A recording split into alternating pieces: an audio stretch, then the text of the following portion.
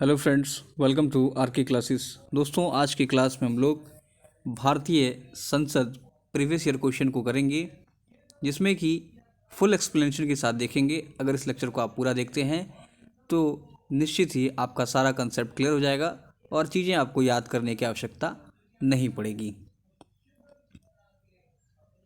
साथ ही इस लेक्चर का पीडीएफ जो है आपको हमारे टेलीग्राम चैनल पर मिल जाएगा, जिसका लिंक जो है डिस्क्रिप्शन में दिया हुआ है। इसके अलावा यदि आप इस चैनल पर नए हैं तो चैनल को सब्सक्राइब करें, पास वाले बेल आइकन को जरूर दबाएं। तो चलिए शुरू करते हैं। भारतीय संसद, इसमें कुल हम लोग 160 क्वेश्चन के लगभग कंप्लीट करेंगे। ये भाग 1 है। देखिए, हमारा पहला क्वेश्चन क्या कहता है कि भारत के राष्ट्रपति का चुनाव किसके द्वारा किया जाता है। तो ध्यान रखिए, राष्ट्रपति का चुनाव जो है ये संसद एवं राज्य विधानसभा के निर्वाचित सदस्यों के द्वारा किया जाता है। ठीक है, केवल निर्वाचित, ना कि मनोनीत। ठीक है, बात करेंगे राष्ट्रपति इलेक्शन की, तो देखिए ये अनुच्छेद 54 में से संबंधित है। इसी में एक फैक्ट देखिए कि 70वें संविधान संशोधन 1992 के तहत यह प्रावधान किया गया। इसमें क्या, दिल्ली और पुदुचेरी को राष्ट्रपति के इलेक्शन में जोड़ दिया गया है। ध्यान रखना है, 3 फैक्ट राष्ट्रपति के चुनाव से रिलेटेड। क्या, संसद एवं राज्य विधानसभा का निर्वाचित सदस्य, इलेक्शन संबंधी जो आर्टिकल है ये आर्टिकल 54 है, और 70वें संविधान संशोधन के द्वारा दिल्ली एवं पुडुचेरी को जोड़ा गया। कहता है कि भारत में राज्यों का कार्यकारी प्रमुख कौन है। काफ़ी कंफ्यूजिंग क्वेश्चन और कई दफ़ा क्वेश्चन पूछा गया है। तो ध्यान रखिए, राज्यों का कार्यकारी प्रमुख जो होता है ये है राष्ट्रपति, क्योंकि आर्टिकल 53 में कहा गया है कि समस्त कार्यपालिका शक्ति जो है ये राष्ट्रपति में निहित होती है। ध्यान रखिए, नेता प्रतिपक्ष बनने हेतु टोटल सीट का 10% होना अनिवार्य है। ध्यान रखें इस फैक्ट को भी। आगे क्या कहता है कि राष्ट्रपति के महाभियोग की प्रक्रिया को शुरू करने का अधिकार किसे है। तो ध्यान रखिए, राष्ट्रपति पर जो महाभियोग लगाया जाता है यह या तो लोकसभा या राज्यसभा, दोनों में से किसी कोई भी स्टार्ट कर सकता है, दोनों को समान अधिकार है। बात करें महाभियोग प्रक्रिया की तो ये अनुच्छेद 61 में। देखिए, अनुच्छेद जो वनडे एग्जाम है, खास करके अपना बिहार रिलेटेड कोई भी एग्जाम है उसमें अनुच्छेद भी पूछा जाता है। तो महाभियोग संबंधी प्रक्रिया है अनुच्छेद 61 में। देखिए, महाभियोग लगता कब है, तो संविधान का अतिक्रमण करने पर यह लगाया जाता है। बात करें महाभियोग कैसी प्रक्रिया है, इंपॉर्टेंट क्वेश्चन, तो यह एक अर्ध न्यायिक प्रक्रिया है। ठीक है, क्योंकि इसमें देखिए, ध्यान रखिएगा, इसमें केवल लोकसभा एवं राज्यसभा के लोग ही भाग लेते हैं। ठीक है, अब देखिए ये लगता कैसे है। मान लेते हैं कि महाभियोग की पहल जो है लोकसभा ने स्टार्ट किया, लेकिन स्टार्ट कैसे होगा, तो लोकसभा के 1/4 सदस्य, ध्यान रखिएगा 1/4 सदस्य चिट्ठी लिखकर स्पीकर को सौंपेंगे। ठीक है, कि हम लोग जो है महाभियोग लगाना चाहते हैं। इसके बाद राष्ट्रपति को इसके लिए 14 दिन का समय दिया जाएगा। ध्यान रखिएगा, और 14 दिन के बाद चिट्ठी जो है फिर से उसी सदन में आता है। जैसे कि लोकसभा ने स्टार्ट किया, तो स्टार्ट करने के बाद 1/4 सदस्य जो है लिखित रूप से स्पीकर को देगा। उसके बाद राष्ट्रपति को 14 दिन का समय मिलेगा। 14 दिन के बाद वह फिर से उसी सदन में आता है जिसने उसे शुरू किया। अब जो है लोकसभा में विशेष बहुमत के 2/3 सदस्य से पास कराना होता है। जब यह पास हो जाता है तो फिर यह राज्यसभा के पास जाता है, और राज्यसभा भी अगर इसको पास कर दे तो राष्ट्रपति को पद से हटा दिया जाता है। तो इस चीज़ को आप ध्यान रखिएगा कि महाभियोग लगाने हेतु प्रारंभ में 1/4 सदस्य का लिखित आवश्यक है, फिर 2/3 से विशेष बहुमत से हटाया जाता है दोनों सदनों के द्वारा। अगला कहता है कि राष्ट्रपति चुनाव का संचालन कौन करता है? तो ध्यान रखिए, यह चुनाव आयोग करता है। बात करें चुनाव आयोग की तो यह अनुच्छेद 356 से संबंधित है। ठीक है। अगर राष्ट्रपति के इलेक्शन में कोई विवाद हो जाता है तो उस विवाद का निर्णय जो है ये सुप्रीम कोर्ट करता है, अनुच्छेद 71 के तहत। देखिए जितना भी अनुच्छेद आ रहा है सब इम्पोर्टेंट है। ठीक है। चुनाव आयोग राष्ट्रपति के चुनाव का संचालन करता है, लेकिन विवाद का निपटारा सुप्रीम कोर्ट करता है आर्टिकल 71 के तहत। आगे देखिए क्या कहता है कि राष्ट्रपति द्वारा जारी अध्यादेश किस अवधि के लिए लागू होता है?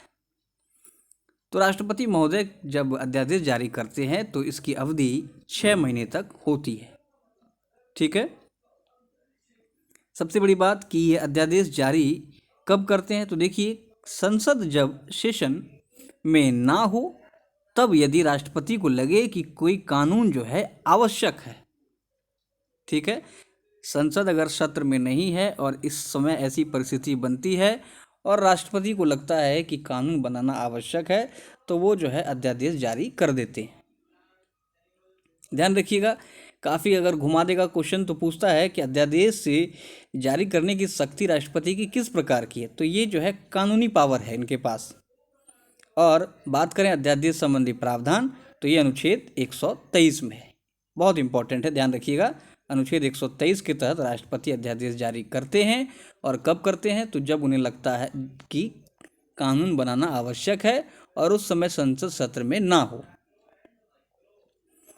अगर बात करें राज्यपाल के अध्यादेश की तो देखिए ये है 213 में, 123 में राष्ट्रपति का और 213 में राज्यपाल का। उम्मीद है आपको समझ में आ रहा होगा। चलिए आगे बढ़ते हैं। अब देखिए क्या कहता है कि यदि संसद सत्र में आ जाए तो 6 सप्ताह के भीतर उस पर सहमति देकर कानून बना सकता है। ठीक है। अर्थात जब राष्ट्रपति ने अध्यादेश जारी किया उसके बाद अगर मान लेते हैं कि संसद सत्र में आ जाए तो 6 सप्ताह के भीतर उस पर सहमति देकर कानून बना सकता है। इस प्रकार अगर बात करें मैक्सिमम अवधि की अध्यादेश की तो 6 माह प्लस 6 सप्ताह, बहुत इंपॉर्टेंट है। एक और बात आप ध्यान रखें कि राष्ट्रपति नेशनल इमरजेंसी, राष्ट्रीय आपात के लिए अध्यादेश जारी नहीं कर सकता। हो सकता है कि ये लाइन आपसे स्टेटमेंट में पूछ ले, बल्कि पूछा भी गया है किसी अच्छे एग्जाम में, तो ध्यान रखना है। क्वेश्चन नंबर 6 देखिए क्या कहता है कि भारत के उपराष्ट्रपति जो 2 बार लगातार उपराष्ट्रपति रहे हैं तो ये हैं एस राधाकृष्णन। ठीक है। ध्यान रखिए 5 सितंबर हम लोग जो टीचर डे मनाते हैं वो इन्हीं के उपलक्ष्य में मनाते हैं। बात करें एस राधाकृष्णन की तो ये यूनेस्को के चेयरपर्सन रहे हैं, साथ ही सोवियत संघ में एम्बेसडर भी रहे हैं। एस राधाकृष्णन पहले उपराष्ट्रपति बाद में राष्ट्रपति बने थे, ध्यान रखना इस बात को। नेक्स्ट फैक्ट जो है कहता है वी गिरी ये देश के चौथे राष्ट्रपति थे और ये इंडिपेंडेंट कैंडिडेट रहे हैं। बात करें एम हिदायतुल्ला की तो ये चीफ जस्टिस ऑफ इंडिया रह चुके हैं और 2 बार राष्ट्रपति बने हैं प्रभारी रूप से। कहता है कि उपराष्ट्रपति बनने के लिए व्यक्ति को राज्यसभा सदस्य बनने की योग्यता होनी चाहिए। ठीक है। और उपराष्ट्रपति हेतु महाभियोग का प्रावधान नहीं है। तो एक एक लाइन को इम्पोर्टेंट ध्यान रखें, सभी प्रश्न जो है इसी प्रकार से प्रश्न बनता है, कुछ भी आपसे घुमा के पूछ सकता है ना, तो ध्यान रखना है। कहता है कि उपराष्ट्रपति को इफेक्टिव मेजॉरिटी से हटाया जाता है, अर्थात उपस्थित सदस्य का 50% प्लस 1 सदस्य। ध्यान रखिएगा, उपराष्ट्रपति को हटाने के लिए महाभियोग का प्रावधान नहीं है, तो इसे हटाते कैसे हैं? उपस्थित सदस्य का 50% प्लस 1। जैसे कि मान लेते हैं कि कुल 11 सदस्य हैं, इसमें से 2 अब्सेंट हैं, तो 9 मेंबर जो हैं ये उपस्थित हैं। अब इसका 50% प्लस एक, तो मानते हैं 9 का 50 जो है लगभग 5 होता है। 5 प्लस एक, 6 मेंबर की सहमति होनी आवश्यक है। एक और बात, उपराष्ट्रपति को हटाने की प्रक्रिया की शुरुआत राज्यसभा से ही शुरू हो सकती है, जबकि राष्ट्रपति के बारे में हम लोगों ने पढ़ा था कि इन पर महाभियोग दोनों में से कोई भी सदन लगा सकता है। चलिए, तो अगला क्वेश्चन देखिए क्या है। कहता है राष्ट्रपति मंत्रिपरिषद के एक सदस्य को बर्खास्त कर सकता है, कब? तो ध्यान रखिए, राष्ट्रपति के द्वारा एक मंत्रिपरिषद के सदस्य को बर्खास्त किया जा सकता है प्रधानमंत्री की सिफारिश पर, तो ध्यान रखना है। और बात करें प्रधानमंत्री की, तो प्रधानमंत्री जो है ये सरकार का प्रमुख होता है। बहुत इंपॉर्टेंट लाइन है, कई दफ़ा क्वेश्चन पूछा जा चुका है, ध्यान में रखिए। सरकार का प्रमुख कौन होता है? प्रधानमंत्री, जबकि हम लोगों ने पढ़ा था राज्यों का प्रमुख राष्ट्रपति। कहता है अनुच्छेद 74, राष्ट्रपति मंत्रिपरिषद की सलाह पर कार्य करेगा। यह जो है प्रावधान कर दिया गया था 42वें संशोधन के द्वारा, ठीक है। वहीं राष्ट्रपति जो है किसी भी विधेयक को पुनर्विचार हेतु भेज सकता है। यह प्रावधान 44वें संशोधन के द्वारा जोड़ा गया। देखिए, पुनर्विचार मतलब होता है फिर से विचार, अगेन। देखिए 44 अगेन 44 आ रहा, तो इससे भी आप ये इसको याद रख सकते हैं, ठीक है।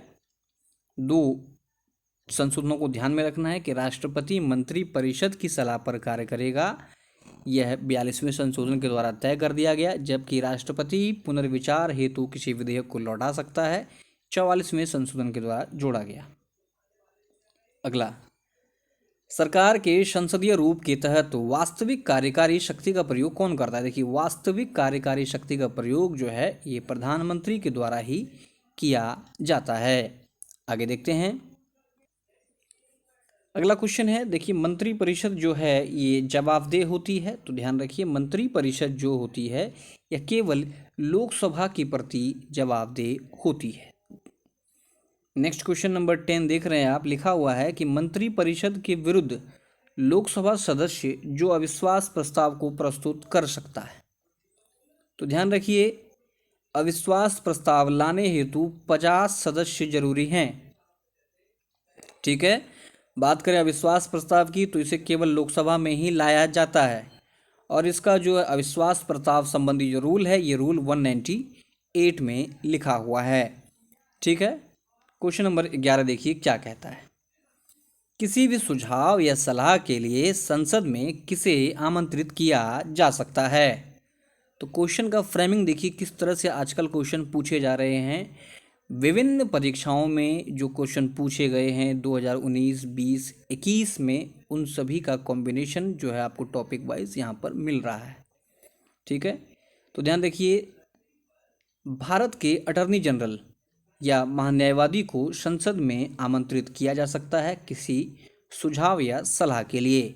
बात करें महान्यायवादी की, तो इसका प्रावधान अनुच्छेद 76 में है। और महान्यायवादी जो होता है ये फर्स्ट लॉ ऑफिसर होते हैं देश के। इनका कार्यकाल 5 वर्ष या 65 वर्ष होता है।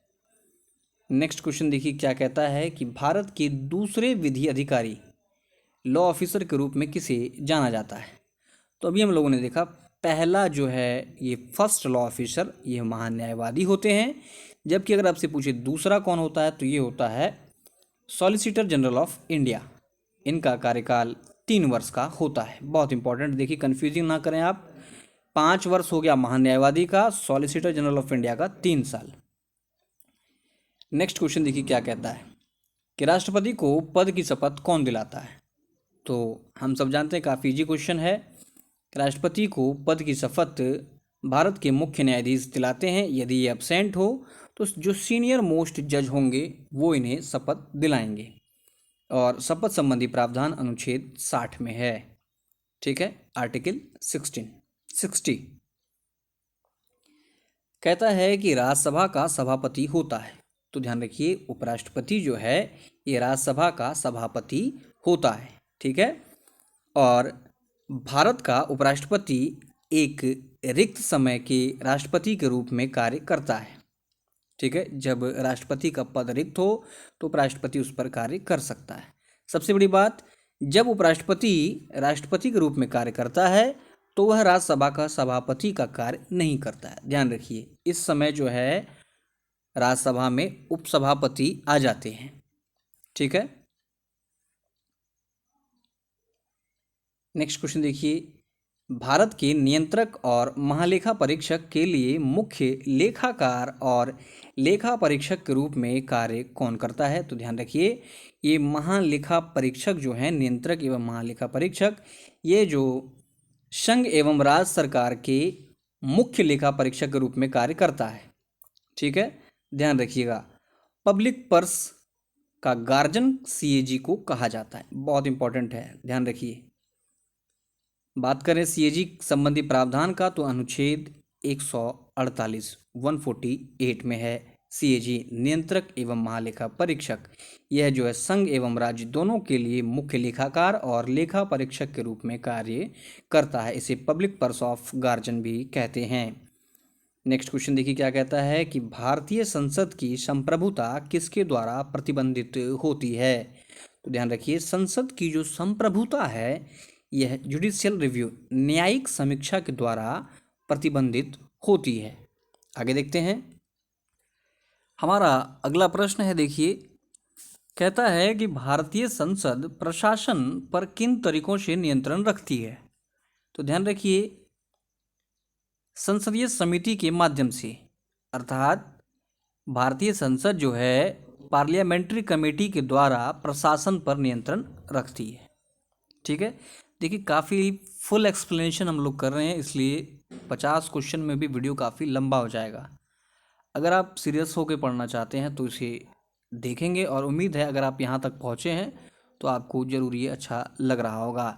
बाकी कोई इसे देखे ना देखे, हमको कोई फ़र्क नहीं पड़ता है, जिन्हें देखना होगा वो ज़रूर देखेंगे। चलिए, क्वेश्चन नंबर 18 कहता है कि राज्यसभा कैसे भंग होता है? तो ध्यान रखिए, राज्यसभा तो कभी भी भंग नहीं होता। क्यों? क्योंकि यह एक अस्थाई परमानेंट हाउस है। ठीक है, इसी प्रकार से अगर राज्य की बात करें तो विधान परिषद भी अस्थाई होता है, लेकिन संसद चाहे तो इसे समाप्त कर सकता है, ध्यान रखना है। क्वेश्चन नंबर 19 देखिए क्या कहता है कि कोरम का क्या अर्थ है? तो देखिए, कुल सदस्य का 1/10 जो है ये कोरम कहलाता है। बात करें लोकसभा की तो इसमें जो है 55 सदस्य होने आवश्यक हैं। ठीक है, सदस्यों की उपस्थिति की देखरेख कौन करता है? तो ध्यान रखिएगा, संसद सचिवालय करता है। ठीक है, आगे देखते हैं, कहता है लोकसभा की पहली महिला अध्यक्ष कौन थी? तो ये थी मीरा कुमार। विजया लक्ष्मी पंडित, ध्यान रखिए, ये यूएन जनरल असेंबली की प्रेसिडेंट बनी थी। फैक्ट है। नेक्स्ट कहता है कि लोकसभा अध्यक्ष का वेतन भारित होता है, तो ध्यान रखिए संचित निधि पर। ठीक है, कंसोलिडेटेड फंड ऑफ इंडिया। और पद वरीयता की बात की जाए तो देखिए, प्रधानमंत्री, उसके बाद लोकसभा अध्यक्ष, तब यूनियन मिनिस्टर आते हैं। ठीक है, फिर स्पीकर का पद बराबर होता है चीफ जस्टिस ऑफ इंडिया के। तो वरीयता से क्वेश्चन जो है ये 65वीं बीपीएससी में पूछा गया था। ठीक है, तो ध्यान रखिएगा। नेक्स्ट क्वेश्चन देखिए क्या कहता है, आधिकारिक टोपी को त्यागने और गांधी टोपी पहनने वाले सदन के लिए निर्धारित करने वाले पहले अध्यक्ष कौन थे? काफ़ी इंपॉर्टेंट क्वेश्चन। ठीक है, तो देखिए, जो आधिकारिक टोपी होती थी इसे त्याग कर गांधी टोपी पहनने वाले जो हैं ये पहले अध्यक्ष थे जीवी मावलंकर। चलिए अगला क्वेश्चन देखिए, कहता है कि संसद की वित्तीय समिति है। तो ध्यान रखिए, वित्तीय समिति की हम लोग बात कर रहे हैं, तो इसमें क्या क्या शामिल है? देखिए, लोक लेखा समिति, इसमें कुल 22 सदस्य होते हैं, जिसमें 15 लोकसभा से और 7 राज्यसभा से। ठीक है, बात करें एस्टिमेट कमेटी की, अनुमान समिति की, तो इसमें 30 सदस्य होते हैं और सभी लोकसभा से होते हैं। ये इंपॉर्टेंट है, ध्यान रखिए, कई दफ़ा पूछा जा चुका है कि किस समिति के सभी सदस्य जो हैं केवल एक सदन से होते हैं। तो ध्यान रखिएगा, एस्टिमेट कमेटी और अगला जो है सार्वजनिक उपक्रम पर जो समिति होती है, ये सारे जो है संसद की वित्तीय समिति है। 24 नंबर, सीएजी की नियुक्ति कौन करता है? तो ध्यान रखिए, सीएजी की नियुक्ति राष्ट्रपति के द्वारा की जाती है। बात करें सीएजी संबंधी प्रावधान, तो हम लोगों ने पीछे भी देखा था आर्टिकल 148, यह केंद्र एवं राज्य दोनों के लेखा परीक्षक के रूप में कार्य करता है। इसे पब्लिक पर्स का गार्जियन भी कहते हैं। अगर बात करें सीएजी के कार्यकाल की, तो यह 6 वर्ष या 65 वर्ष होता है, ध्यान में रखना है। आगे देखते हैं। हमारा अगला प्रश्न है कि महाभियोग की प्रक्रिया को कहाँ से लिया गया है? तो हम सब जानते हैं महाभियोग की प्रक्रिया जो है ये यूएसए से लिया गया है। इसका प्रावधान अनुच्छेद 61 में है। बाकी कैसे लगता है, हम लोगों ने देखा था कि इसको लगाने के लिए पहले 1/4 सदस्य का लिखित होना अनिवार्य है और ये जाता है लोकसभा अध्यक्ष के बाद पास, फिर राष्ट्रपति को 14 दिन का समय मिलता है। 14 दिन के बाद जो है वो चिट्ठी पुनः उसी सदन में आती है जिसने उसे पारित किया। उसके बाद विशेष बहुमत 2/3 से पास करने के बाद यह दूसरे सदन में जाता है। दूसरा सदन भी यदि इसे पारित कर दे तो महाभियोग की प्रक्रिया पूर्ण होती है, राष्ट्रपति अपने पद से हटा हुआ माना जाता है। ठीक है, और यह एक अर्ध न्यायिक प्रक्रिया है। शुरू 1/4, बिल पास कर जो होता है ये 2/3 के द्वारा। तो ध्यान देखिए, यूएसए से और क्या क्या लिया गया है उसको भी देख लेते हैं। तो कहता है न्यायिक पुनरावलोकन यूएसए से लिया गया है। न्यायपालिका की स्वतंत्रता, यह भी यूएसए का है। मौलिक अधिकार, लिखित संविधान, प्रस्तावना, इतने महत्वपूर्ण जो चीज़ें हैं यूएसए से लिया गया है। बात करें यूके की, तो कानून का अधिकार, एकल नागरिकता, रिट, द्विसदनात्मक सदन, ये सारी चीज़ जो हैं हम लोगों ने ब्रिटेन से ग्रहण किया है। नेक्स्ट देखिए अगला क्वेश्चन क्या है। कहता है कि पॉकेट वीटो में भारत के राष्ट्रपति कितनी अवधि के लिए बिल को रख सकते हैं? देखिए काफ़ी आसान क्वेश्चन, लेकिन अजीब तरीके से आजकल इसको फ्रेम किया जा रहा है। तो ध्यान रखिए, पॉकेट वीटो को राष्ट्रपति के द्वारा अनिश्चित समय तक रखा जा सकता है किसी बिल को। ठीक है, इसमें कोई टाइम का कोई बॉन्ड नहीं है। नेक्स्ट क्वेश्चन देखिए क्या कहता है, कितने बार एक व्यक्ति प्रधानमंत्री के रूप में कार्य कर सकता है? तो कोई भी सीमा नहीं है, ध्यान रखना है। बात करें सर्वाधिक दिन तक पीएम रहे हैं जवाहरलाल नेहरू। नेक्स्ट देखिए क्या कहता है, इस शक्ति स्थल किस प्रधानमंत्री से संबंधित है? तो ध्यान रखिए, आयरन लेडी इंदिरा गांधी। वहीं अगर बात करें राजीव गांधी की, तो इनसे रिलेटेड जो प्लेस है इसको कहा जाता है वीर भूमि। और जवाहरलाल नेहरू शांतिवन, ध्यान रखिएगा। नेक्स्ट क्वेश्चन देखिए क्या है इंपॉर्टेंट। कहता 1962 के भारत चीन युद्ध के समय भारत का रक्षा मंत्री कौन था? तो ध्यान रखिए, जब भारत चीन युद्ध 1962 में हुआ उस समय भारत का रक्षा मंत्री वी.के. कृष्ण मेनन थे। ठीक है, वी.के. कृष्ण मेनन। यदि पूछ ले कि राष्ट्रपति कौन था, तो ये थे सर्वपल्ली राधाकृष्णन। इनके बारे में हम लोगों ने कई सारे फैक्ट पीछे कवर किया था। और अगर आपसे पूछ ले कि चीफ ऑफ आर्मी स्टाफ, तो ये थे प्रेमनाथ थापर। ध्यान रखिएगा इस चीज़ को। ठीक है, रक्षा मंत्री वी.के. मेनन, राष्ट्रपति Sarvepalli Radhakrishnan, chief of army staff Premnath Thapar. Next question देखिए कहता है कि स्वतंत्र भारत के पहले कानून मंत्री कौन थे? तो ये थे B.R. अम्बेडकर। इन्हें जो है संविधान का वास्तुकार भी कहा जाता है। अगर आपसे पूछ ले कि फूड एंड एग्रीकल्चर मिनिस्टर कौन थे, तो ये थे डॉक्टर राजेंद्र प्रसाद। देखिए अगला क्वेश्चन क्या है, किसके अंतर्गत परमाणु ऊर्जा विभाग आता है? बहुत इंपॉर्टेंट। तो ध्यान रखिए, परमाणु ऊर्जा विभाग जो है ये प्रधानमंत्री के अंतर्गत आता है। बात करें परमाणु ऊर्जा विभाग का जो हेडक्वार्टर है कहाँ है, तो ये मुंबई में है, ध्यान रखिएगा। अगर आपसे पूछ ले परमाणु ऊर्जा विभाग की स्थापना कब हुई थी, तो 1954 में यह स्थापित हुआ था। आगे देखते हैं। कहता है कि वह गैर सदस्य जो संसद के किसी भी सदन के कार्यवाही में भाग ले सकता है, अर्थात कि वह व्यक्ति जो संसद का सदस्य नहीं है लेकिन उसकी कार्यवाही में भाग ले सकता है, तो ध्यान रखिए ये होते हैं महान्यायवादी। बात करें तो आर्टिकल 76 से ये रिलेटेड हैं। और इसकी नियुक्ति जो है राष्ट्रपति के द्वारा किया जाता है। मान्यवादी संसद के किसी भी सदन की कार्रवाई में भाग तो ले सकता है, लेकिन यह वोट नहीं कर सकता है। न्यायवादी का कार्यकाल 5 वर्ष या 65 वर्ष होता है और यह भारत का फर्स्ट लॉ ऑफिसर होता है, ध्यान रखिए। नेक्स्ट क्वेश्चन कहता है कि देश के रक्षा बलों का प्रमुख कमांडर कौन होता है। तो काफ़ी आसान क्वेश्चन है, ये राष्ट्रपति होते हैं, ध्यान रखिए। अगला क्वेश्चन है कि चीनी संसद का नाम क्या है। तो चीनी संसद का नाम है नेशनल पीपल्स कांग्रेस। अगला क्वेश्चन 35 कहता है कि लाभ का पद कौन तय करता है। तो ध्यान रखिए, संसद तय करता है, ठीक है। और जब लगता है कि किसी ने लाभ का पद धारण किया है तो राष्ट्रपति जो है उसे उस पद से हटा देता है। जैसे 2006 में जया बच्चन को हटा दिया गया था, ध्यान रखिएगा। बात करें लाभ का पद, ये सृजित हुआ था एक्ट 1701 के तहत, ठीक है, लेकिन इसके बारे में कहीं लिखा हुआ नहीं है, ध्यान रखना है। अगला फैक्ट कहता है अनुच्छेद 169 169 के तहत विधान परिषद को संसद द्वारा भंग किया जा सकता है। हम लोगों ने पढ़ा था कि विधान परिषद जो है ये अस्थायी होती है, लेकिन संसद चाहे तो इसे भंग कर सकती है, ठीक है। नेक्स्ट देखिए, कहता है कि यूनियन बजट हमेशा पहले प्रस्तुत किया जाता है। जो हमारा केंद्रीय बजट होता है ये हमेशा लोकसभा में ही प्रस्तुत किया जाता है। बात करें बजट, कहीं पर भी नहीं लिखा हुआ है। वार्षिक वित्तीय विवरण ये आर्टिकल 112 में लिखा हुआ है।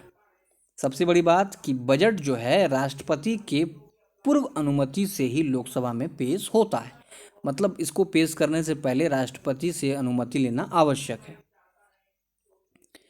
अगर आपसे सवाल पूछ ले कि मतलब जो पहली महिला जिसने बजट पेश किया था तो ये थी इंदिरा गांधी और सेकंड महिला बनी निर्मला सीतारमन, ध्यान रखिए। कहता है कि पहला बजट आज़ादी के बाद जो पेश हुआ ये 26 नवंबर 1947 को पेश हुआ था, बहुत इंपॉर्टेंट है। और इसे पेश किया था R.K. शनमुखन चेट्टी जी ने, ठीक है। समझ रहे हैं आप कितना इंपॉर्टेंट फैक्ट, या किस तरह से आपसे सवाल घुमा के पूछ सकता है कि पहली महिला जिसने बजट पेश किया। तो चलिए ये आसान क्वेश्चन बन जाता है। इंदिरा गांधी, पहला बजट आज़ादी के बाद कब पेश किया गया। तो 26 नवंबर 1947 को। किसने किया। तो R.K. शनमुखन चेट्टी ने। नेक्स्ट देखिए क्या कहता है, लोकसभा में सीटों का राज्यवार आवंटन 1971 की जनसंख्या पर आधारित है और यह किस वर्ष तक रहेगा। तो ध्यान रखिए यह जो है जैसा अभी है वर्ष 2026 तक ऐसा ही रहेगा। आगे इंपॉर्टेंट फैक्ट ध्यान रखिए, 84वां संविधान संशोधन 2001 के तहत यह जो 2026 तक सीटों को फिक्स कर दिया गया है, ठीक है। हो सकता है आपसे अगर सवाल पूछ ले कि किस संशोधन के तहत जो सीट जो है ये यथावत 2026 तक रहेगा, ध्यान रखिएगा 84।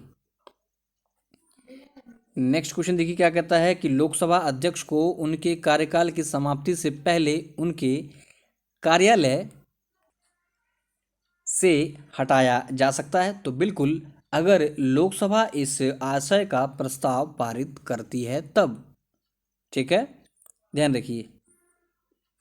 सबसे बड़ी बात क्या है, लोकसभा अध्यक्ष, लोकसभा उपाध्यक्ष और उपराष्ट्रपति इनको इफेक्टिव मेजोरिटी के द्वारा ही हटाया जा सकता है। इफेक्टिव मेजोरिटी मतलब उपस्थित सदस्य का 50% प्लस 1। हो सकता है आपसे पूछ ले सवाल कि लोकसभा को किस प्रकार हटाया जा सकता है। साधारण बहुमत से, 50% प्लस 1 से, 2/3 से, ठीक है, तो ध्यान रखना है। अगला क्वेश्चन देखिए कहता है कि लोक लेखा समिति में सदस्यों की संख्या कितनी है। तो ये हम लोगों ने पीछे देखा, इसमें कुल 22 सदस्य होते हैं, जिसमें कि 15 लोकसभा से और 7 राज्यसभा से। यह लोक लेखा समिति जो है ये वित्तीय समिति है, ध्यान रखिए। वित्तीय समिति की बात करें तो एस्टीमेट कमेटी जो है यह भी एक वित्तीय समिति ही है, ध्यान रखिए। अगर आपसे पूछ ले कि एडहॉक कमेटी तदर्थ समिति का गठन कब होता है, तो देखिए जरूरत अनुसार बनने वाली कमेटी जो होती है ये एडहॉक कमेटी होती है। अगला क्वेश्चन क्या कहता है, शून्यकाल क्या है? तो देखिए जब अत्यंत महत्व के मामले उठाए जाते हैं, बात करें इसके समय की, तो 12 से शुरू होता है और मैक्सिमम जो है 30 मिनट तक बहस इस पर होता है। ठीक है। 41, भारतीय संसद के दोनों सदनों की पहली संयुक्त बैठक किसके संबंध में आयोजित की गई थी? काफी इंपॉर्टेंट क्वेश्चन है, तो ध्यान रखिए। पहला जो हमारा संयुक्त बैठक हुआ था, ये हुआ था दहेज उन्मूलन विधेयक 1961 में पहली बार संयुक्त अधिवेशन को बुलाया गया था। बात करें संयुक्त अधिवेशन की, तो देखिए अनुच्छेद 108 में संयुक्त अधिवेशन संबंधी प्रावधान है। इसे बुलाने का अधिकार राष्ट्रपति को है, लेकिन इस अधिवेशन की जो अध्यक्षता करता है ये लोकसभा अध्यक्ष करता है। और मान लेते हैं कि संयुक्त अधिवेशन की अध्यक्षता करने हेतु अगर लोकसभा का अध्यक्ष अब्सेंट है तो लोकसभा उपाध्यक्ष इसकी अध्यक्षता करता है। सबसे इम्पोर्टेंट बात कि धन विधेयक, संविधान संशोधन, इन दोनों मामलों पर संयुक्त अधिवेशन नहीं हो सकता है। नेक्स्ट क्वेश्चन देखिए क्या कहता है कि राष्ट्रपति चुनाव हेतु उम्र सीमा क्या है? तो ये है 35 साल। 35 साल ही देखिए राष्ट्रपति का भी है, उपराष्ट्रपति और राज्यपाल तीनों का 35 साल है। बात करें 30 साल की, तो राज्यसभा और विधान परिषद हेतु 30 साल निर्धारित किया गया है। 25 साल लोकसभा और विधानसभा, 21 साल पंचायत हेतु निर्धारित किया गया है। राइट टू वोट, वोट करने का अधिकार अनुच्छेद 326 में निहित है। ध्यान रखिए। आगे कहता है कि राज्यसभा लोकसभा द्वारा अपने विचार के लिए भेजे गए वित्त विधेयक को अधिकतम किस अवधि तक जो है निलंबित कर सकती है या विलंबित कर सकती है, रोक सकती है?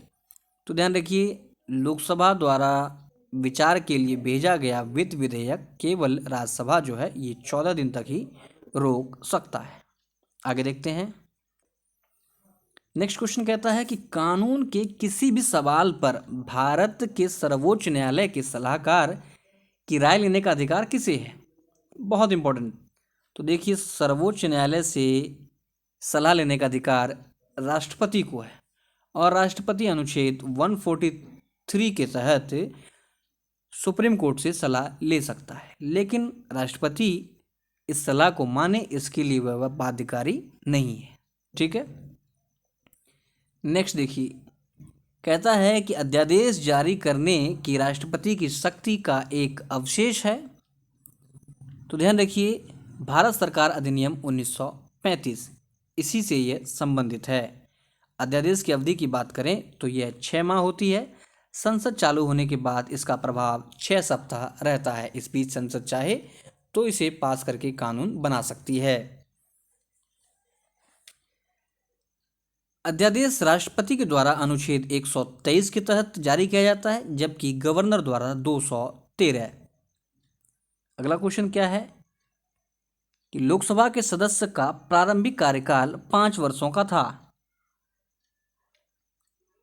इसे 42वें संशोधन द्वारा इसका जो अध्यक्षता किया गया था तो ये 6 साल। ठीक है। नेक्स्ट क्वेश्चन देखिए क्या कहता है, देश का दूसरा सबसे वरिष्ठ कार्यालय है। तो ध्यान रखिए उपराष्ट्रपति का कार्यालय सेकेंड जो है वरिष्ठ कार्यालय, पहला राष्ट्रपति का जो कार्यालय है। अगला क्वेश्चन देखिए, भारत में प्रधानमंत्री अपने पद को तब तक धारण कर सकता है जब तक उसके पास क्या है? तो लोकसभा का विश्वास या लोकसभा में बहुमत। बात करें एवरेज 273 सीट। नेक्स्ट कहता है कि लोकसभा के महासचिव की नियुक्ति कौन करता है? तो ध्यान रखिए लोकसभा के महासचिव की नियुक्ति लोकसभा अध्यक्ष के द्वारा किया जाता है। 50वां प्रश्न देखिए क्या कहता है कि संसद के कार्यकाल में प्रचार का क्या अर्थ है। तो ध्यान रखिए, काफ़ी इम्पोर्टेंट क्वेश्चन है। संसद का सत्र जो है ये समाप्त, प्रचार, प्रोरोगेशन कहलाता है। संसद का सत्र समाप्त। बात करें इसे समाप्त कौन करता है, तो राष्ट्रपति के द्वारा संसद सत्र को समाप्त किया जाता है और राष्ट्रपति महोदय के द्वारा ही इसे डिसॉल्व भी किया जाता है। जब राष्ट्रपति के द्वारा सत्र समाप्त कर दिया जाता है तो लोकसभा में सभी लंबित बिल जो होते हैं ये भी समाप्त हो जाते हैं। तो दोस्तों ये था 50 क्वेश्चन विथ फुल एक्सप्लेनेशन। उम्मीद है आपको सारे फैक्ट अच्छे से समझ में आए होंगे, आपने इसका अच्छे से रिवीजन किया होगा। कई सारे इम्पॉर्टेंट फैक्ट्स आपके फिर से जो हैं एक पुशअप हो गया होगा, या कई सारे प्रश्न आपको नए मिले होंगे। वीडियो अच्छा लगा तो इसे लाइक और शेयर जरूर करें। मिलते हैं जल्द ही इसके पार्ट 2 में। धन्यवाद।